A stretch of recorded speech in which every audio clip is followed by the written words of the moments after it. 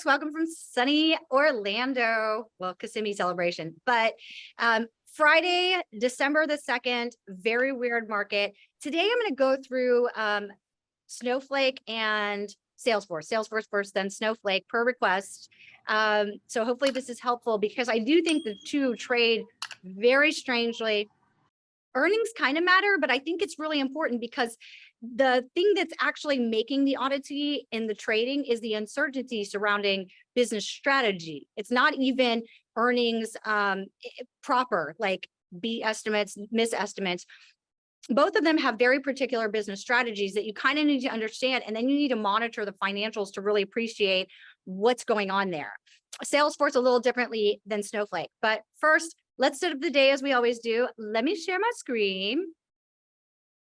Past performance is not indicative of future returns. We always look at what the market's doing first so that there's a little bit more context to what I'm saying. We see the market's trading down slightly. I mean, 50 basis points, 80 basis points. These days, given how much this market's been volatile, this comes back and forth. In fact, I think they were kissing flat earlier this morning. The Russell trades on its own right now, which I think is its own uniqueness. And then crude oil, you can see, is more or less flat, getting a respite. Quite frankly, I've said before, it's very dangerous this time of year to continue to play this game.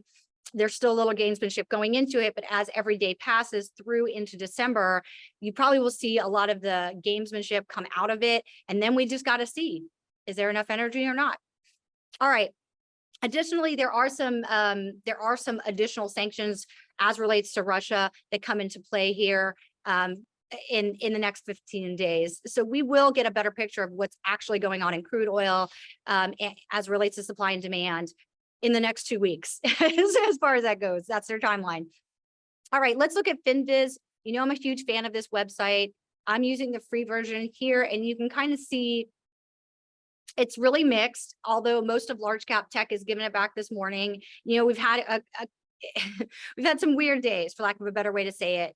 And then we really don't have a lot of news flow except for economic data as we go into the next year. This morning, I do want to go through the payroll numbers that came out, but it really is setting up an increasingly complicated setup for the Fed. All right, a couple things to note. I'm just going to throw it out there because I have been talking about this for many episodes. It's always the first part of every single episode. You can kind of look back at the PPI episode I did and the one yesterday, et cetera.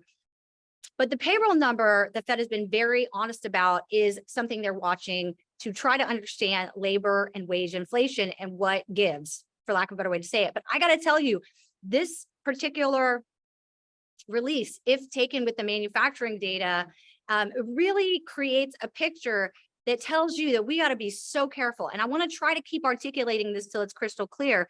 I want you to see this. Employment declined in retail trade. Fine. That's just a consumer. That's easy to re-up. In transportation and warehousing. Okay. Now I told you that the intriguing thing that's happening within PMI, within the Purchasing Managers Index, the PPI and other metrics, ISM that came out yesterday, is that we're seeing the intermediate portion show some kind of inventory benefit, but the other two portions are a little bit low inventory. And specifically, what do I mean by the other two portions? I mean, raw materials, we still have a massive supply constraint in raw materials. Now, realize too that what this is saying is that you're not getting as many headcount being hired into warehouses either. You're getting a decline in headcount. So this really accentuates this idea that we're going to go into 2023 with lower inventory. If there is actual global slowing and the US participates in that global slowing, which is the case that there's lots of reasons why the rest of the world may slow and the US does not. But if everything slows, then that's fine, because demand will have fallen, inventories will have fallen, everything is cool. But any other scenario is going to be another round of trying to figure out what to do about inflation.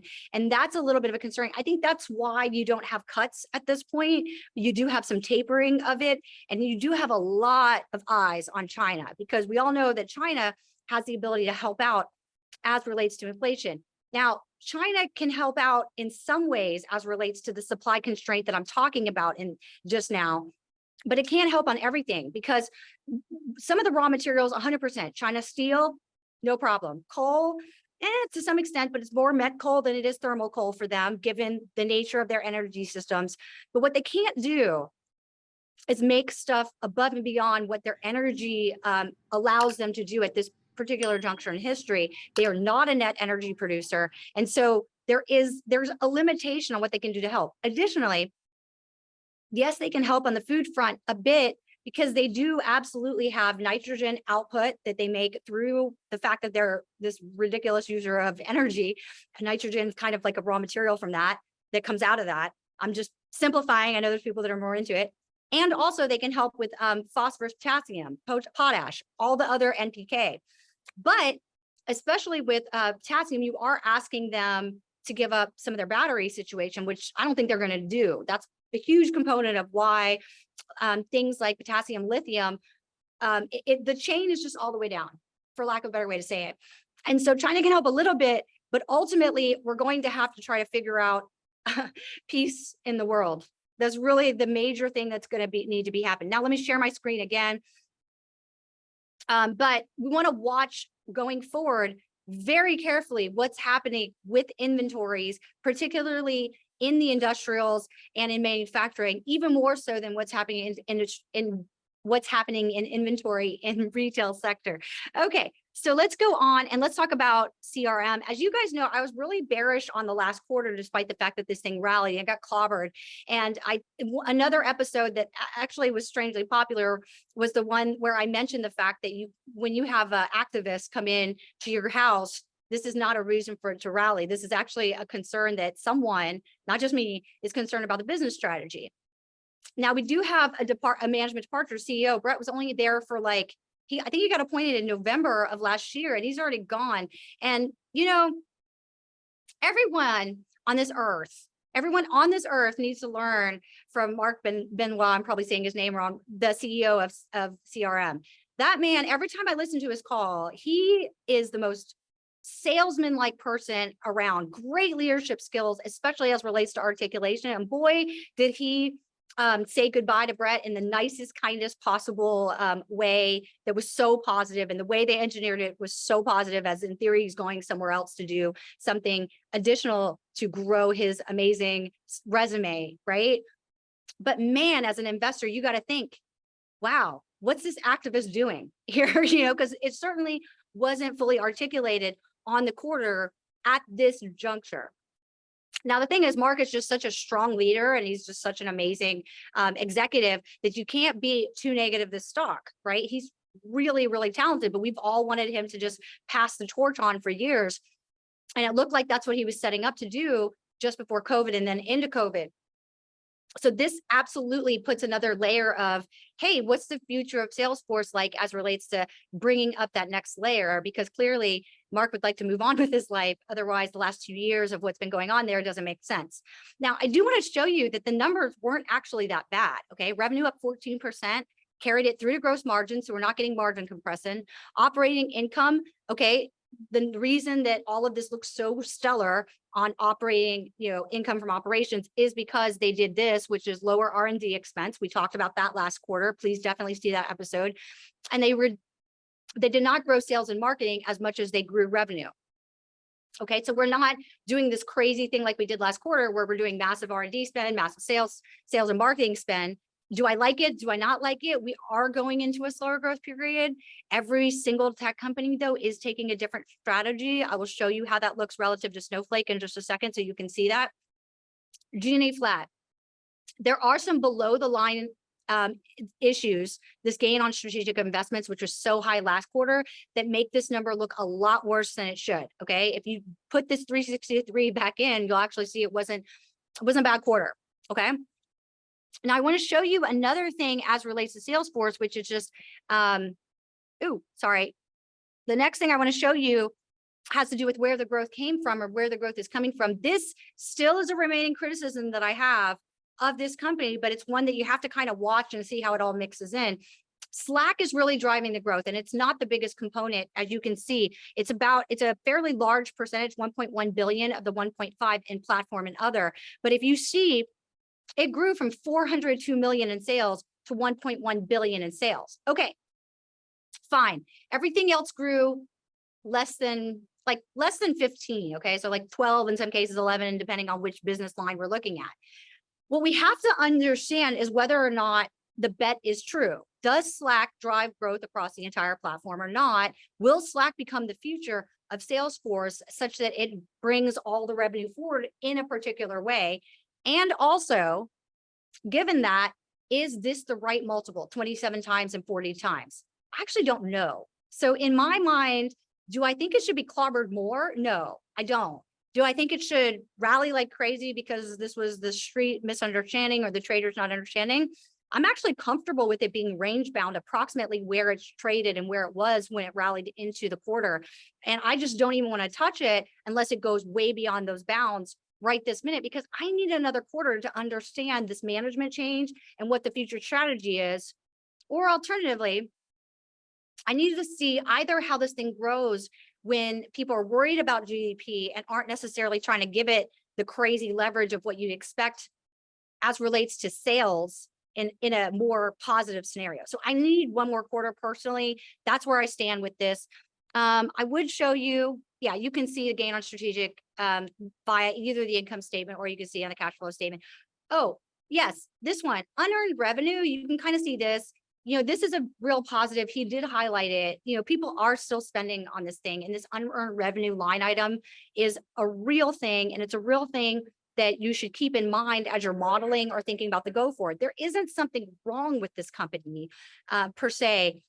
And given how much it got clobbered, it's still a high multiple, but it does appear to be going in a period of transition. And so if it actually announces a strategy that we like, or alternative, we re-enter a growth period in the global economy, I think it's dangerous to short it too aggressively. Okay, moving on from Slack, I want to talk about Snowflake. Now, here's the thing with Snowflake. This thing, I know David and I are on different odds, even though David doesn't sort of care about Snowflake one way or the other, but he's like always encouraging me to be devil's advocate on Snowflake. But I personally, being familiar with the product and having come from data land as well myself, am a huge fan of Snowflake for where it sits strategically.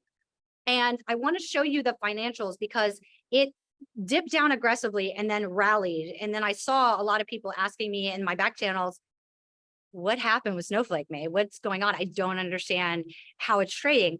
Let me show you why you can have that happen, and also the whole range of what it might mean to be strategically thinking about where does Snowflake sit going forward, such that you would do any number of different formats of valuation. Okay. There's a lot of people out there. DCF is the only way they do valuation, but that is not the only way to think about how to value Snowflake. Okay. Okay, we look at Snowflake, top line growth was up 67%. Gross was actually up 71%, which means they do actually have economy of scale, period, right? There's really no other way to say it. Where they spent the money was in R&D, up 83%, sales up 49%, or sales and marketing spend. They absolutely told you they hired people, okay? And if we're unclear, it's crystal clear that they hired them and how exactly they're compensating them. I'll show you that in a second. G&A up 18%. That's fine given how much they grew. I mean, that's really not that big of a deal. Really, again, economy of scale. Okay. Highlighting a few things for you. Yes, this came in negative. Do we hate on them because they chose to spend on R&D? Up 83%. So you guys subtract those two and then you get an improvement in net income. Or do we say, hey, you know what? That's the right call at this particular juncture, given how Amazon, Microsoft, and Google all reported on their cloud business? I'm not sure is really the answer. And if anything, I would be more biased positive with the bulls that went in and bought it yesterday than negative. I unfortunately wasn't watching this on my radar screen yesterday in particular. Okay. I also want to show you this provision for benefit for income taxes. This actually took a little bit as well out, not very much, but I mean, it's another weird line item, but it actually leads into compensation expense. These were taxes paid related to net share settlement of equity awards. Okay. So this is not, you know, you might be like, why? I don't understand why there's a tax expenses increase. They're making less money the way they've set this up. That's why. Okay.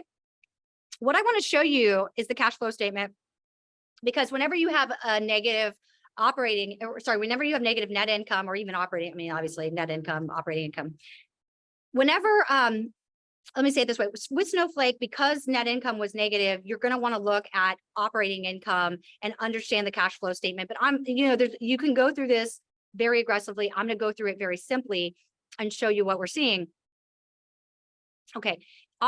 Net cash flow from operations is in fact positive, and it is a huge uptick, and this is fair and square. So I talked about the fact that wages was the major place that we spent in sales and marketing. That was straight up buying salespeople. By the way, he mentioned that it was globally, it's not just North America or Latin America or anything. He was seeing growth everywhere on this earth. So we see stock-based compensation increase. Now, do I love this? I actually don't have a problem with it because I like my salespeople to be aligned with the future of the company. That said, in fairness, this is a form of dilution if they don't later buy back stock at some point, right? Because we don't know when these vest, how they vest, etc. Okay. However, I'm actually okay to give them a pass on this because this is 80, right? This as well is 80, and this is prepaid expenses and other assets. So this has to come back in because this is spending, given that you have a fairly good SaaS model where you can have really good visibility into your expenses going forward, going ahead and prepaying them in a world where you've got inflation. I don't have a problem with that. Okay. So when these net out, I'm actually really comfortable that this 80 million is the correct number for operating cash flow. So then it comes to the situation of, okay, Meg, great. The company's healthy. You're not annoyed that they lost money again and that they're going to run out of cash or have some major business issue. Yeah, that's correct. That's how I feel. But what's the right valuation? If you can't value it on earnings or otherwise.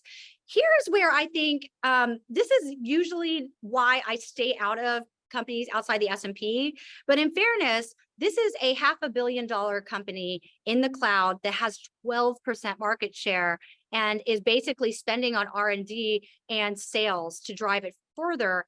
Because of where they sit within cloud, they absolutely do solve a number of major bottlenecks in a way that's kind of elegant, if I'm honest with, there's really not a better word for it. As such, given that you've got Amazon's cloud business being $16 billion on the quarter, okay, we're just going to do quarter so we can keep the numbers straight. 16 billion. Microsoft's business is a little bit larger than that. Google's business is a little bit smaller than that. This is a very small cloud business on revenue basis relative to these mega cap companies. Okay, given that at 40 billion in market cap, I think it's always going to be the case that there are buyers of this company, because if this market cap got too low, remember, Activision is a $60 billion deal that Microsoft did without even blinking, all cash. What exactly should be the valuation for Snowflake, which is actually in the cloud business, has great staff, amazing technology, and you also need the salespeople for it? I don't know. So I do think that even though I've literally been on record saying you can't gauge a company by market cap, in this case, I do think that's what you almost have to gauge this company by. And with that, I will take further questions. That's all I had prepared today. Okay, May I? Okay, a CRM, which Salesforce, Benioff is his name. Benioff, thank you. Sorry, I always say this. No, that's fine. When he talks, he's always talking, he blames it on currency, but he could hedge that. I mean, well, in fairness, he did hedge a lot of the currency, because if you look across the companies, like Netflix by far was the worst at hedging. I mean, that was not like you couldn't even see any evidence that it kind of netted out. Like it was horrible, right? CRM, I think they do hedge a bit. It's just they don't hedge enough. And that's not so crazy, given that their global footprint does include like Asia, Latin America, and Europe is about 1.7 divided by, I want to say like 35%. It's a third, right? So they do hedge a bit, but not enough is really your challenge. Yeah, but he says he had no idea the dollar would be that strong. I mean, to me, that's a pretty poor excuse. Last quarter, for sure, this quarter, they did a little better on currency. Okay. Do I think they should hedge currency? Yeah, I do. I think that they should be more aggressive, because I do think that the dollar is going to remain strong for some period of time. These bulls on the euro, I don't know where they're getting their thought process from. It's a supply constrained situation that we've got. And Europe, for better or for worse, has not done anything over the last like 10 years. It's like 10 years. Do you know what I mean? This is not something that you can fix overnight, this inflation issue specific to Europe, right? But like, that's why, I mean, I don't know, the currency guys, they have their own way of thinking about. Well, I think the dollar's topped, and overall world economy, a cheaper dollar helps Europe. And Yeah, as far as, purchase of oil, it makes oil cheaper. no, I agree with that, but whether or not the euro is going to strengthen is my issue. Okay, I don't know I'm how it does talking that. about the dollar, the US dollar in general. You Yes. gotta And buy also, oil. so, You have to so buy oil in dollars. okay, yes, just to make sure I'm on the same page with you. So the issue is the dollar strengthening for sure, but the issue is the European business, which is 1.7 of, I think, 6 billion in there. No, 8 billion. Hold on, I'll just go to it. I think it's the European piece is like a third of the business, I think. 1.7 of 1.7 of 7.2 billion. So it's about a third. Is that right? Yeah. So that third that's all coming in euro is the part that we're worried about, right? Got it. Okay. So we need the euro to strengthen in order for them to be able to truly stop hedging. And my concern is the euro continues to weaken against the dollar.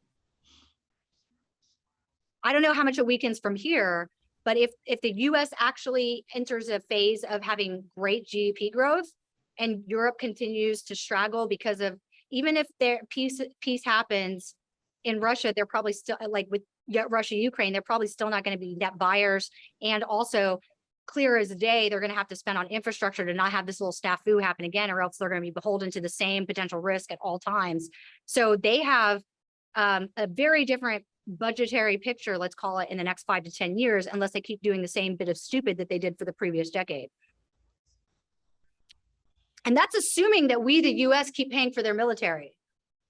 I'm just going to say it like it is. I mean, maybe one day I'll go to Europe and people will be very angry at me for all of these videos. I apologize, but it's just true. Well, you shorted Salesforce off of earnings last quarter. Last quarter, yeah. Last quarter, there was That a different like picture. 160 something. Yeah. That's 143. Now it's 140. Yeah. Okay, you mentioned GDP. I mean, you have a high intellect. What Really kind. please define a recession.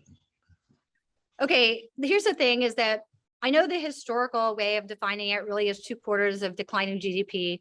Right. We've had a lot of revisions to GDP, and I think we're not done with how to think about it, but this whole year is going to look like an up GDP number for the US. It'll look like it'll look more like 1998 did, where everybody felt the tightening from the Asian crisis, but we in the US still ended the year up on the year as far as growth went for the year. As a result, I really hate that concept of 2 quarters of GDP because it's so volatile a way of thinking about it. I get that we as the markets need like more data points.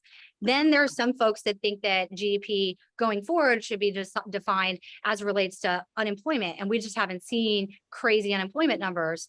But so I don't know what the world will come in on as relates to recession in the future. But I don't see it in the US. Let's use your GDP definition. We've had 2.9% positive. I know.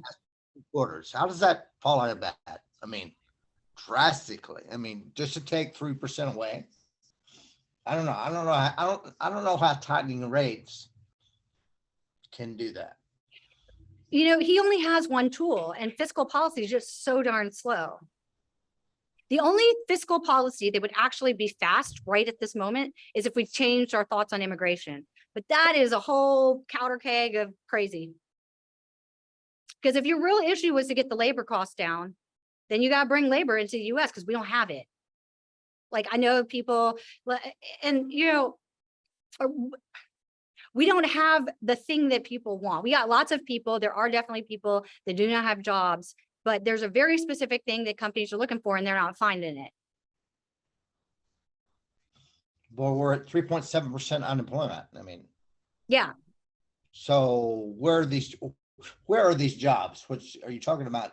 migrant workers? So you could bring in more tech talent from Eastern Europe or Asia Oh. or India. You could bring in railway workers from other nations. You could bring in nurses. That would help the entire healthcare sector. You could bring in any number of types of people. And what right now, we're not quite doing that.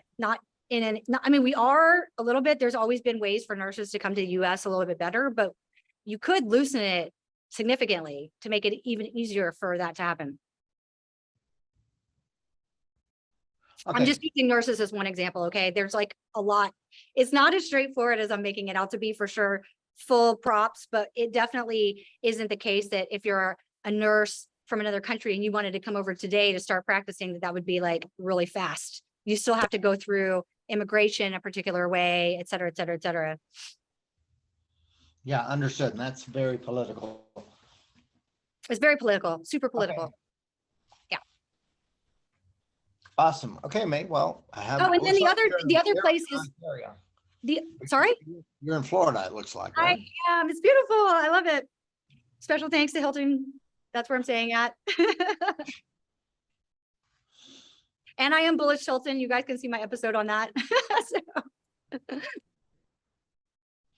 cool. Oh, the what is it? Host hotels, right? Host Hotels does have a few Hilton properties, but Hilton proper, I'm actually really bullish. And that we talked about last episode, international travel and domestic travel has just been off the charts. Whether you look at PCE, CPI, pretty much all the metrics demonstrate a very strong travel spend right this minute. Even American Express is showing strong travel, and when they do their breakout of what people are spending on, so is MasterCard and Visa. So that's why I'm bullish travel. It's not coming out of nowhere. Yeah. Cool. Okay, May, thank you so much.